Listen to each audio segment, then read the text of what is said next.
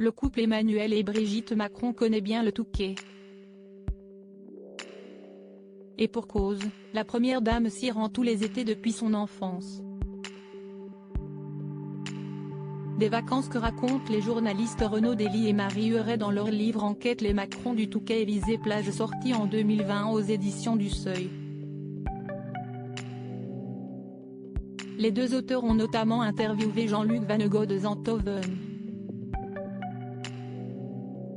Surnommé l'Indien, il est le gardien historique des cabines de plage du Touquet, où il passait déjà ses étés lorsqu'il était enfant. Et il se souvient des vacances d'enfance qu'il a passées avec celle qui s'appelait alors encore Brigitte Trogneux. Chaque été, la petite Brigitte passait 15 jours minimum à la Joie de Vivre, le club pour enfants de la plage du Touquet.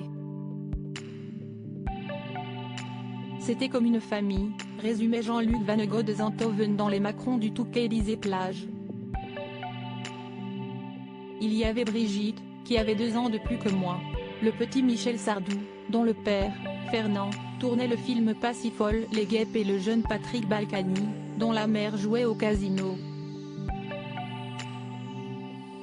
Entre l'éducation nationale, la chanson et la politique, les petits Brigitte, Michel et Patrick auront donc choisi 3 voies très différentes, après avoir passé leurs étés d'enfance ensemble.